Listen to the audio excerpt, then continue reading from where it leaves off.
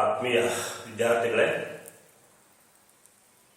Online ಕ್ಲಾಸ್ಗೆ ತಮಗೆಲ್ಲರಿಗೆ ಸ್ವಾಗತವನ್ನು ಹೇಳ್ತಾ ಇವತ್ತಿನ ಕ್ಲಾಸಲ್ಲಿ ನಾವು ಬಜೆಟ್ ರೇಖೆಯ ಇಳಿಜಾರಿನ ನಿಷ್ಪತ್ತಿ ಅಂದರೆ derivation of the slope of the budget line.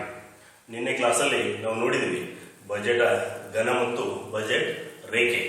So budget ಘನದಲ್ಲಿ ನಾವು ನೋಡಿದ ಹಾಗೆ ಎರಡು ಸರಕುಗಳ ಅಂದರೆ ಬಾಳೆಹಣ್ಣು ಮತ್ತು ಮಾವಿನ ಹಣ್ಣುಗಳನ್ನ ಎಷ್ಟು ಪ್ರಕಾರಗಳಲ್ಲಿ ಕೊಂಡುಕೊಳ್ಳಲಾಗ್ತದ ಅಂದ್ರೆ ಅನುಭೋಗಿ ಹತ್ರ ಇರುವಂತಹ ಆದಾಯ ಮತ್ತು ಆ ವಸ್ತುಗಳಿಗೆ ಇರುವಂತಹ ಬೆಲೆಯ ಆಧಾರದ ಮೇಲೆ ಆ ಎರಡು ವಸ್ತುಗಳನ್ನು ಎಷ್ಟು ಪ್ರಕಾರಗಳಲ್ಲಿ ಕೊಂಡುಕೊಳ್ಳಲಾಗ್ತದ ಅನ್ನೋದನ್ನ ನಾವು ನಿನ್ನೆ ಕ್ಲಾಸಲ್ಲಿ ಬಜೆಟ್ ಗಣದಲ್ಲಿ ನೋಡಿದ್ದೀವಿ.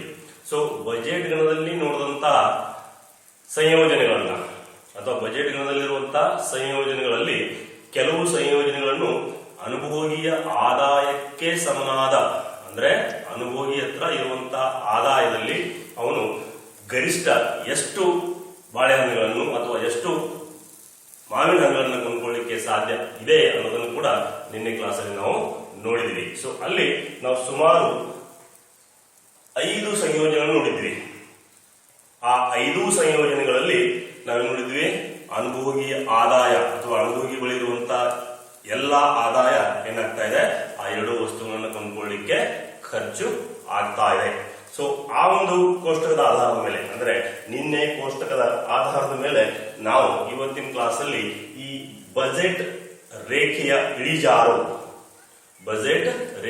ಇಳಿಜಾರು ಹೇಗೆ ಉಂಟಾಗ್ತದ, ಯಾವ ರೀತಿಯಲ್ಲಿ ಆ ಬಜೆಟ್ ರೇಖೆ ಇಳಿಜಾರು ಇರ್ತಾ ಇದೆ, ಅದು ಮೇಲ್ಮುಖವಾಗಿರ್ತಾ ಇದೆಯೋ ಅಥವಾ ಕೆಳಮುಖವಾಗಿರ್ತಾ ಇದೆಯೋ ಅನ್ನೋದನ್ನ ನಾವು ಇವತ್ತಿನ ಕ್ಲಾಸ್ ಅಲ್ಲಿ ತಿಳ್ಕೊಳ್ಳಿಕ್ಕೆ ಹೋಗ್ತಾ ಇದ್ವಿ. ಸೊ ಇದೇ ಒಂದು ಕನ್ಸೆಪ್ಟ್ ಅನ್ನ ನಾವು ಬೇಡಿಕೆಯಲ್ಲಿ ನೋಡಿದ್ವಿ, ಬೇಡಿಕೆಯ ನಿಯಮ. ಸೊ ಅಲ್ಲಿ ಬೇಡಿಕೆಯಲ್ಲಿ ನಾವೇನ್ ನೋಡಿದ್ವಿ, ಅನುಭೋಗಿಯ ಬಳಿ ಇರುವಂತ ಆದಾಯ ಅಥವಾ ಆ ವಸ್ತುಗಳ ಬೆಲೆಗಳು ಹೆಚ್ಚಾದಂತೆ ಬೇಡಿಕೆ ಏನಾಗ್ತಾ ಇತ್ತು, ಕಡಿಮೆ ಆಗ್ತಾ ಇತ್ತು.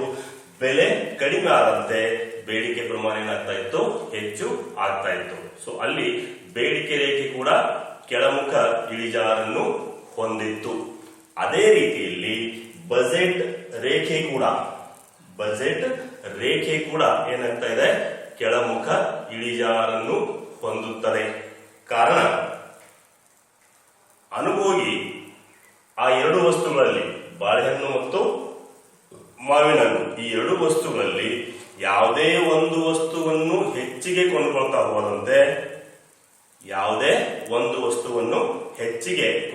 ಹೋದಂತೆ ಇನ್ನೊಂದು ವಸ್ತುವನ್ನು ಅವನು ತ್ಯಾಗ ಮಾಡಬೇಕಾಗುತ್ತದೆ ಅಥವಾ ಬಿಟ್ಟು ಕೊಡಬೇಕಾಗುತ್ತದೆ. ಅಲ್ಲಿ ನಾವು ಬಜೆಟ್ ರೇಖೆ ಇಳಿಜಾರು ನಿಷ್ಪತ್ತಿ ಹೇಗಾಗ್ತಾ ಇದೆ ಅನ್ನೋದನ್ನ ನಾವು ಇಲ್ಲಿ ನೋಡಬಹುದು.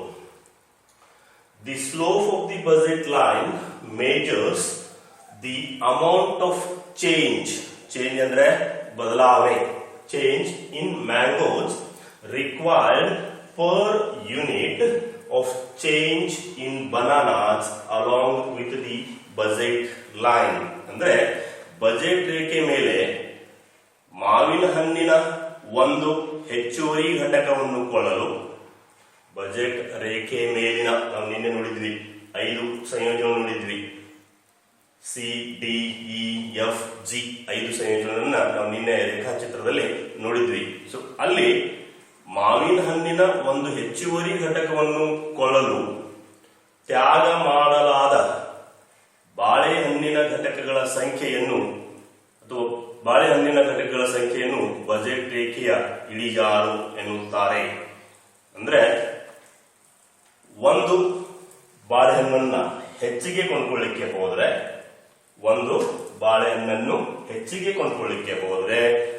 ಅನುಭೋಗಿ ಏನ್ ಮಾಡಬೇಕಾಗ್ತದ, ಮಾವಿನ ಹಣ್ಣಿನ ಘಟಕಗಳನ್ನ ಬಿಟ್ಟು ಕೊಡಬೇಕಾಗ್ತದ. ಸೊ ಆ ಬಿಟ್ಟು ಕೊಡುವಂತ ಆಧಾರದ ಮೇಲೆ ನಾವು ಬಜೆಟ್ ರೇಖೆಯನ್ನ ತೋರಿಸಿದರೆ ಆ ಬಜೆಟ್ ರೇಖೆಯ ಇಳಿಜಾರು ಏನಾಗಿರ್ತದ, ಕೆಳಮುಖ ಇಳಿಜಾರನ್ನು ಹೊಂದಿರ್ತದ. ಫಸ್ಟ್ ನಾವು ಅದನ್ನ ಕೋಷ್ಟಕದಲ್ಲಿ ನೋಡೋಣ. ಮೊದಲನೇ ಸಂಯೋಜನೆ ಅಂದ್ರೆ ಸಿ ಸಂಯೋಜನೆಯಲ್ಲಿ 0 ಘಟಕದಷ್ಟು ಬಾಳೆಹಣ್ಣಾಗಿತ್ತು, 4 ಘಟಕಗಳಷ್ಟು ಮಾವಿನ ಹಣ್ಣಾಗಿತ್ತು. ಓಕೆ, ಸೊ ಇಲ್ಲಿ ಒಂದು ವೇಳೆ ಅನುಭೋಗಿ ಬಾಳೆಹಣ್ಣನ್ನ ಒಂದು ಘಟಕದಷ್ಟು ಕೊಂಡ್ಕೊಂಡ್ರೆ, ಬಾಳೆಹಣ್ಣನ್ನ ಒಂದು ಘಟಕದಷ್ಟು ಕೊಂಡ್ಕೊಂಡ್ರೆ ಮಾವಿನ ಹಣ್ಣನ್ನ ಒಂದು ಘಟಕದಷ್ಟು ಬಿಟ್ಟು ಕೊಡಬೇಕಾಗುತ್ತದೆ. ಸಿ ಅಲ್ಲಿ ಏನಾಗಿದೆ, ಇಲ್ಲಿ ಮೊದಲಿಗೆ 0 ಇತ್ತು, ಆಮೇಲೆ 1 ಆಯ್ತು. ಯಾವುದು? ಬಾಳೆಹಣ್ಣಿನ ಘಟಕ. ಸೊ ಒಂದು ಬಾಳೆಹಣ್ಣಿನ ಘಟಕ ಕೊಂಡ್ಕೊಳ್ಳಿಕ್ಕೆ ಹೋದ್ರೆ ಮಾವಿನ ಹಣ್ಣುಗಳನ್ನ ಎಷ್ಟು ಬಿಡ್ಬೇಕಾಗ್ತದೆ? ಅವನು 1ರಷ್ಟು ಬಿಟ್ಟು ಕೊಡಬೇಕಾಗ್ತಾ ಇದೆ. 1ರಷ್ಟು ಬಿಟ್ಟು ಕೊಡಬೇಕಾಗ್ತಾ ಇದೆ. ಇಲ್ಲಿ ಕೂಡ ನೋಡ್ರಿ, ಒಂದು ಬಾಳೆಹಣ್ಣನ್ನ ಕೊಂಡ್ಕೊಳ್ಳೋ ಬದಲಾಗಿ ಒಬ್ಬ ಅನುಭೋಗಿ 2 ಬಾಳೆಹಣ್ಣನ್ನ ಕೊಂಡ್ಕೊಂಡ್ರೆ ಮಾವಿನ ಹಣ್ಣನ್ನ 1 ಬಿಟ್ಟು ಕೊಡಬೇಕಾಗ್ತದೆ.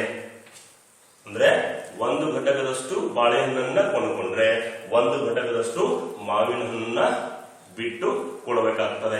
ಸೊ ಆ ಆಧಾರದ ಮೇಲೆ ನಾವೇನ್ ಮಾಡ್ತಾ ಇದೀವಿ, ಬಜೆಟ್ ರೇಖೆಯನ್ನ ಎಳಿತಾ ಇದೀವಿ. ಓಕೆ, ಸೊ ಆ ಬಜೆಟ್ ರೇಖೆಯಲ್ಲಿ ಅಥವಾ ಬಜೆಟ್ ರೇಖೆಯ ಇಳಿಜಾರು ನಾವು ಹೇಗೆ ವ್ಯಕ್ತಪಡಿಸ್ತೀವಿ ಅಂತಂದ್ರೆ, ಅಥವಾ ಹೇಗೆ ಅದನ್ನ ಲೆಕ್ಕಾಚಾರ ಮಾಡ್ತೀವಿ ಅಂತಂದ್ರೆ, ಚೇಂಜ್ ಇನ್ x2 ಅಂದ್ರೆ x2 ಅಂತಂದ್ರೆ ಯಾವುದು? ಮಾವಿನ ಹಣ್ಣು.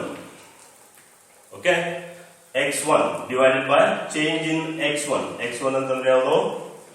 ಬಾಳೆಹಣ್ಣು. ಸೊ ಮಾವಿನ ಹಣ್ಣನ್ನ, ಸೊ ಬಾಳೆಹಣ್ಣನ್ನ 1 ಘಟಕದಷ್ಟು ಕೊಂಡ್ಕೊಳ್ಳಕ್ಕೆ ಪ್ರಯತ್ನಿಸಿದ್ರೆ ಅಥವಾ ಕೊಂಡ್ಕೊಂಡ್ರೆ ಮಾವಿನ ಹಣ್ಣನ್ನ 1 ಘಟಕದಷ್ಟು ಬಿಟ್ಟು ಕೊಡಬೇಕಾಗ್ತದೆ. ಸೊ ಅಲ್ಲಿ ಏನಾಗ್ತಾ ಇದೆ? ಬದಲಾವಣೆ ಆಗ್ತಾ ಇದೆ. ಸೊ ಆ ಬದಲಾವಣೆಯನ್ನ ನಾವು ಹೇಗೆ ವ್ಯಕ್ತಪಡಿಸ್ತಾ ಇದೀವಿ? ಚೇಂಜ್ ಇನ್ x2 ಅಂದ್ರೆ x2 ದಲ್ಲಿ ಆದಂತ ಬದಲಾವಣೆ divided by change in x1, x1 ನಲ್ಲಿ ಆದಂತ ಬದಲಾವಣೆ. ಸೊ ಇಲ್ಲಿ 1 ತಗೊಂಡಿದೀವಿ, ಇಲ್ಲಿ 1 ಬಿಟ್ಟು ಕೊಟ್ಟಿದೀವಿ. ಹಾಗಾಗಿ ಸೊ ಇಲ್ಲಿ ಬಜೆಟ್ ರೇಖೆ ಏನು ವ್ಯಕ್ತಪಡಿಸ್ತಾ ಇದೆ? ಮೊದಲನೇ ಪಾಯಿಂಟ್ ನೋಡ್ರಿ, ಸಿ ಅಥವಾ ಡಿ ಪಾಯಿಂಟ್ ಅನ್ನು ನಾವು ನೋಡಿದ್ರೆ ಏನಾಗಿದೆ ಇಲ್ಲಿ? x1 x2 ಅಂದ್ರೆ ಮಾವಿನ ಹಣ್ಣನ್ನ 3 ಘಟಕಗಳಷ್ಟು ಕೊಂಡ್ಕೊಂಡಿದೀವಿ.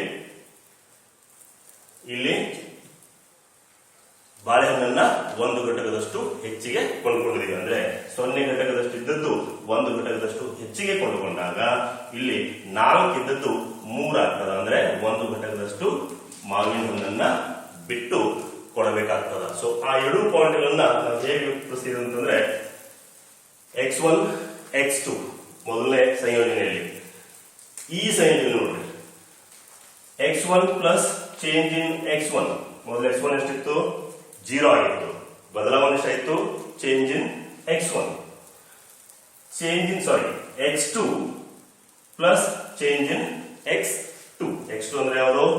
ಮಾವಿನ ಹಣ್ಣು. ಮೊದಲು ಎಷ್ಟಿತ್ತು? 4 ಇತ್ತು, ಆಮೇಲೆ ಎಷ್ಟಾಯ್ತು? 3 ಆಯ್ತು. ಸೊ ಆ ಸಂಯೋಜನೆಯಲ್ಲಿ ಏನಿದೆ? x2 ದಲ್ಲಿ 1 ಬದಲಾವಣೆ ಆಗಿದೆ, x1 ದಲ್ಲಿ 1 ಹೆಚ್ಚಿಗೆ ಆಗಿದೆ. ಅಂದ್ರೆ x2 ದಲ್ಲಿ ಮಾವಿನ ಹಣ್ಣಿನ ಘಟಕದಲ್ಲಿ 1 ಘಟಕ ಕಡಿಮೆ ಆಗಿದೆ, ಬಾಳೆಹಣ್ಣಿನ ಘಟಕದಲ್ಲಿ 1 ಘಟಕ ಏನಾಗಿದೆ? ಹೆಚ್ಚು ಆಗಿದೆ. ಸೊ ಆ ಬಜೆಟ್ ರೇಖೆಯ ಮೇಲಿನ ಅನುಭೋಗಿಯ ಆದಾಯಕ್ಕೆ ಸಮನಾದ ಎಲ್ಲಾ ಸಂಯೋಜನೆಗಳನ್ನ ನಾವು ಬಜೆಟ್ ರೇಖೆ ಮೇಲೆ ವ್ಯಕ್ತಪಡಿಸ್ತಾ ಹೋದ್ರೆ ನಮಗೆ ಏನ್ ಸಿಗ್ತಾ ಇದೆ? ಬಜೆಟ್ ರೇಖೆಯ ಇಳಿಜಾರು ಸಿಗ್ತಾ ಇದೆ. ಅಂದ್ರೆ ಅನುಭೋಗಿ ಆದಾಯಕ್ಕೆ ಸಮನಾದ ಎಲ್ಲಾ ಸಂಯೋಜನೆಗಳನ್ನು ನಾವು ಜೋಡಿಸಿದ್ರೆ ಬಜೆಟ್ ರೇಖೆ ಕೆಳಮುಖ ಇಳಿಜಾರನ್ನ ಹೊಂದಿರೋದನ್ನ ನಾವಿಲ್ಲಿ ನೋಡ್ತೀವಿ. ಸೊ ಅಲ್ಲಿ ಸಮೀಕರಣದ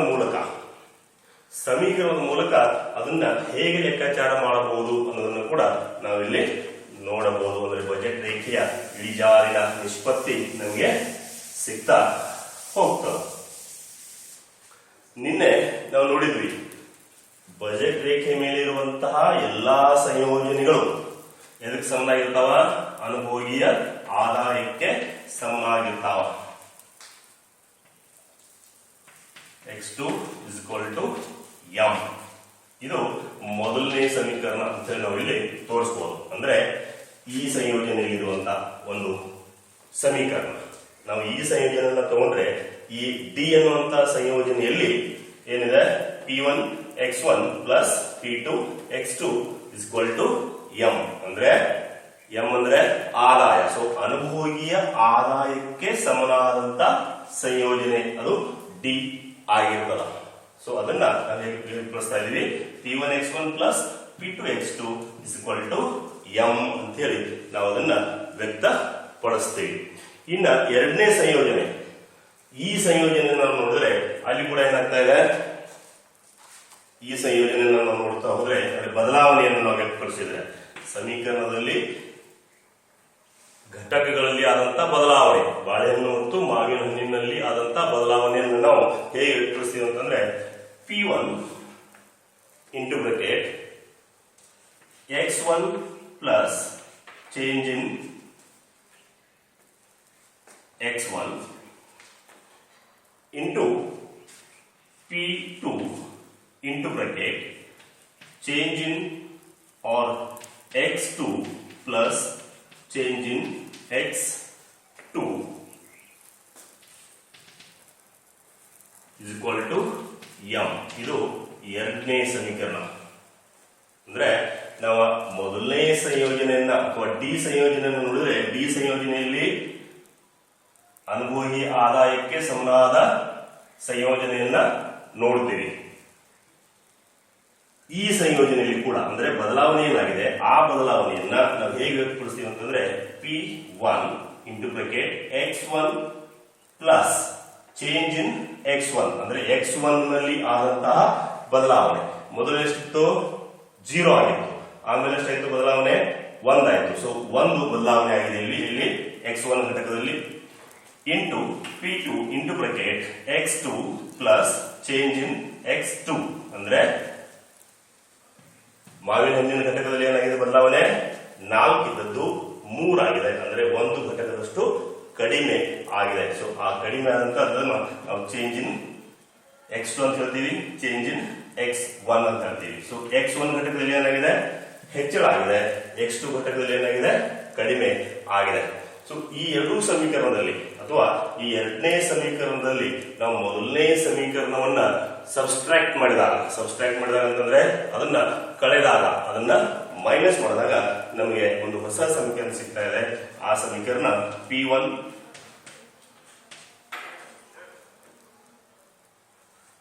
plus change in x1 or into change in x1 plus P2 into change in x2 is equal to 0 ಅಂದ್ರೆ 0 ಅಂದ್ರೆ ಆದಾಯ ಎಲ್ಲ 0 ಆಗಿರ್ತದ. ಅನುಭೋಗಿ ಹತ್ರ ಆದಾಯ ಎಷ್ಟಿತ್ತು, ನಿನ್ನೆ ಕ್ಲಾಸಲ್ಲಿ ನೋಡಿದಾಗ ನಾವು 20 ರೂಪಾಯಿ ಇತ್ತು. ಸೊ ಆ 20 ರೂಪಾಯಿಯಲ್ಲಿ ಅನುಭೋಗಿ ಈ ಬಜೆಟ್ ರೇಖೆ ಮೇಲೆ ಇರುವಂತಹ ಸಂಯೋಜನೆಗಳನ್ನ ಕೊಂಡುಕೊಂಡ್ರೆ ಅವನ ಆದಾಯ ಏನಾಗ್ತಾ ಇದೆ, ಎಲ್ಲ 0 ಆಗ್ತಾ ಇದೆ ಅಥವಾ ಅವನ ಬಳಿ ಯಾವುದೇ ಆದಾಯ ಉಳಿಯೋದಿಲ್ಲ. ಹಾಗಾಗಿ ಆ ಎರಡನೇ ಸಮೀಕರಣದಲ್ಲಿ ನಾವು ಮೊದಲನೇ ಸಮೀಕರಣವನ್ನ ಮೈನಸ್ ಮಾಡಿದಾಗ ನಮಗೆ ಒಂದು ಹೊಸ ಸಮೀಕರಣ ಸಿಗ್ತಾ ಇದೆ. ಅದು P1 into change in x1 plus P2 into change in x2 is equal to 0 ಅಂತ ಆಗ್ತದೆ. ಅಂದ್ರೆ ಒಂದು ಘಟಕದಷ್ಟು x1 ಅನ್ನ ಕೊಂಡ್ಕೊಂಡ್ರೆ ಒಂದು ಘಟಕದಷ್ಟು x2 ಅನ್ನ ಬಿಟ್ಟು ಕೊಟ್ಟಾಗ ಅಲ್ಲಿ ಆದಾಯ ಏನಾಗ್ತಾ ಇದೆ, 0 ಆಗ್ತಾ ಇದೆ. ಅಂದ್ರೆ x1 ಅಂತಂದ್ರೆ ಬಾಳೆಹಣ್ಣನ್ನ ಒಂದು ಹೆಚ್ಚಿಗೆ ಕೊಂಡ್ಕೊಂಡ್ರೆ, ಮಾವಿನ ಹಣ್ಣನ್ನ ಒಂದು ಕಡಿಮೆ ಕೊಂಡ್ಕೊಂಡ್ರೆ ಆ 1 ಮತ್ತು 3 ಸಂಯೋಜನೆಗಳು ಅಂದ್ರೆ ನಮ್ಗೆ ಸಿ ಸಂಯೋಜನೆಯಲ್ಲಿ ಅಥವಾ ಡಿ ಸಂಯೋಜನೆಯಲ್ಲಿ ಏನಾಗ್ತಾ ಇದೆ, ಆದಾಯ 0 ಆಗ್ತಾ ಇದೆ. ಸೊ ಇದು ಬಜೆಟ್ ರೇಖೆಯ ಇಳಿಜಾರಿನ ನಿಷ್ಪತ್ತಿ. ಸೊ ಈ ಒಂದು ಸಮೀಕರಣವನ್ನ ನಾವು ಬೇರೆ ರೂಪದಲ್ಲಿ ಅಥವಾ ಸರಳೀಕೃತ ರೂಪದಲ್ಲಿ, ಸಂಕ್ಷಿಪ್ತ ರೂಪದಲ್ಲಿ ಬರೆದಿವಂತಂದ್ರೆ ಯಾವ ಸಮೀಕರಣ, ಈ ಸಮೀಕರಣವನ್ನ ನಾವು ಸಂಕ್ಷಿಪ್ತ ರೂಪದಲ್ಲಿ ಬರೆದರೆ ಅದು ಹೇಗಾಗ್ತದೆ ಅಂತಂದ್ರೆ change in x2 divided by change in x1 is equal to minus P1 divided by P2 ಅಂತ ಹೇಳಿ ನಮಗೆ ಸಿಗ್ತಾ ಇದೆ.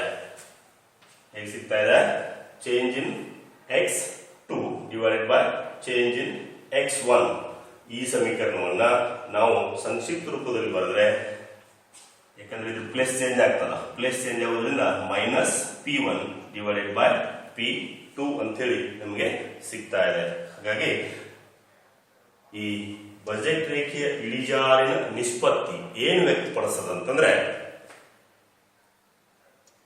ಒಬ್ಬ ಅನುಭೋಗಿ ಯಾವುದೇ ಒಂದು ವಸ್ತುವನ್ನ ಹೆಚ್ಚಿಗೆ ಕೊಂಡ್ಕೊಳ್ತಾ ಹೋದ್ರೆ ಇನ್ನೊಂದು ವಸ್ತುವನ್ನ ಬಿಟ್ಟು ಕೊಡಬೇಕಾಗ್ತದ. ಆ ಬಿಟ್ಟು ಕೊಡುವಂತ ಪ್ರಮಾಣ ಹೆಚ್ಚಿಗೆ ಕೊಂಡ್ಕೊಳ್ಳುವಂತ ಪ್ರಮಾಣಕ್ಕೆ ಸಮನಾಗಿರ್ತದ. ಅಂದ್ರೆ ಒಂದು ವೇಳೆ ಬಜೆಟ್ ರೇಖೆ ಅದು ಸರಳ ರೇಖೆ ಆಗಿದ್ದರೆ, ಬಜೆಟ್ ರೇಖೆ ಅದು ಸರಳ ಕೆಳಮುಖ ಇಳಿಜಾರಿನ ರೇಖೆಯಾಗಿದ್ದರೆ ಒಂದು ಘಟಕದಷ್ಟು ಹೆಚ್ಚಿಗೆ ಕೊಂಡುಕೊಳ್ಳಲಿಕ್ಕೆ ಇನ್ನೊಂದು ಘಟಕವನ್ನು ಅಷ್ಟೇ ಪ್ರಮಾಣದಲ್ಲಿ ಬಿಟ್ಟು ಕೊಡಲಾಗ್ತದ. ಹಾಗಾಗಿ ಆ ಬಜೆಟ್ ರೇಖೆ ಇಳಿಜಾರು ಏನಾಗಿರ್ತದ ಅಂತಂದ್ರೆ ಕೆಳಮುಖ ಇಳಿಜಾರನ್ನ ಹೊಂದಿರ್ತದ ಅಂತ ಹೇಳಿ ನಾವಲ್ಲಿ ನೋಡಬಹುದು. ಸೊ ಈ ಒಂದು ಕನ್ಸೆಪ್ಟ್ ಮೇಲೆ ನಿಮಗೆ ಪರೀಕ್ಷೆಯಲ್ಲಿ 4 ಅಂಕದ ಪ್ರಶ್ನೆಯನ್ನ ಕೇಳಲಾಗ್ತದ. ಅದೇನಪ್ಪ ಅಂತಂದ್ರೆ ಬಜೆಟ್ ರೇಖೆಯ ಇಳಿಜಾರಿನ ನಿಷ್ಪತ್ತಿಯನ್ನು ವಿವರಿಸಿ ಅಂತ ಹೇಳಿ, ಬಜೆಟ್ ರೇಖೆಯ ಇಳಿಜಾರಿನ ನಿಷ್ಪತ್ತಿಯನ್ನು ವಿವರಿಸಿ ಅಂತ ಹೇಳಿ ನಿಮಗೆ ಪರೀಕ್ಷೆಯಲ್ಲಿ ಕೇಳಲಾಗ್ತದ. ಇದರಲ್ಲಿ ಏನಾದರೂ ಸಮಸ್ಯೆ ಇದ್ರೆ ತಾವೇನ್ ಮಾಡಬಹುದು, ನನ್ನ ವೈಯಕ್ತಿಕ ನಂಬರ್ಗೆ ಫೋನ್ ಮೂಲಕ ಕಾಲ್ ಮಾಡಿ ನೀವು ಆ ಸಮಸ್ಯೆ ಏನಾದ್ರು ಇದ್ರೆ ಆ ಸಮಸ್ಯೆಯನ್ನ ಬಗೆಹರಿಸಿಕೊಳ್ಳಬಹುದು. ಸೊ ಇಲ್ಲಿಗೆ ನಾವು ಈ ಕ್ಲಾಸ್ ಅನ್ನ ನಿಲ್ಲಿಸ್ತಾ ಇದ್ದೀವಿ. ಮುಂದಿನ ಕ್ಲಾಸ್ ಅಲ್ಲಿ ಇದರ ಮುಂದಿನ ಭಾಗವನ್ನ ನಾವು ಚರ್ಚೆ ಮಾಡಿ ತಿಳ್ಕೊಳ್ಳೋಣ. ಅಲ್ಲಿವರೆಗೆ ಧನ್ಯವಾದಗಳು.